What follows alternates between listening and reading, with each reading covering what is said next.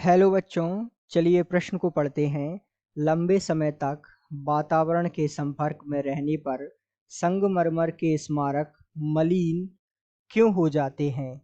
तो आइए बच्चों, मुख्य अवधारणा को समझते हुए हम इस प्रश्न को हल करते हैं तथा इसके कारण का विस्तार पूर्वक चर्चा करते हैं। तो सबसे पहले हम समझते हैं मुख्य अवधारणा।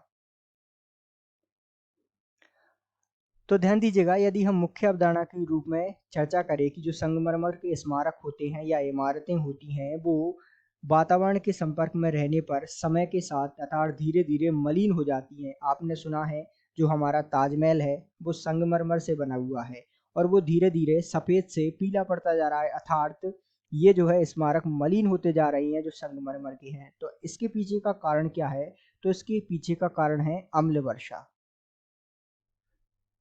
तो जो अम्ल वर्षा का प्रदूषण है, इस कारण से जो संगमरमर की स्मारक हैं, इमारतें हैं, वो जो है मलिन होते जा रहे हैं। इसके पीछे यदि हम विस्तार पूर्वक कारण समझे, तो जो अम्लीय वर्षा होती है वो मुख्य रूप से संगमरमर की इमारतों को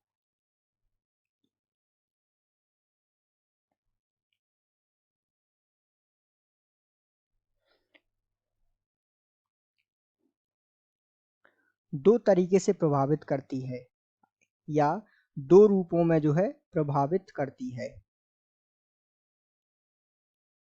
जिनमें पहला होता है विघटन और दूसरा है परिवर्तन।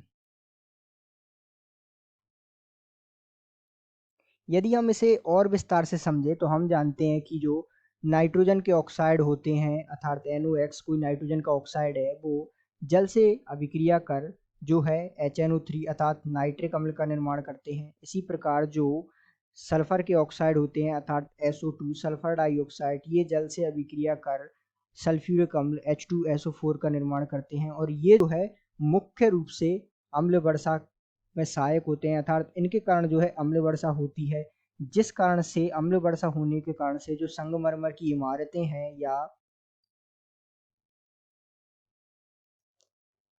जो संगमरमर के स्मारक हैं, वो जो है मलिन होते जा रहे हैं। तो इसके पीछे का कारण है प्रदूषित या प्रदूषण, या कहें तो जो अम्ल वर्षा का प्रदूषण है, ये जो है संगमरमर की इमारतें और उनके स्मारकों को मलिन होने का प्रमुख कारण है। तो इस प्रकार आप समझ सकते हैं कि लंबे समय तक वातावरण के संपर्क में रहने पर संगमरमर के स्मारक मलिन क्यों हो जाते हैं? तो इसके पीछे का मुख्य कारण है अम्ल वर्षा होना।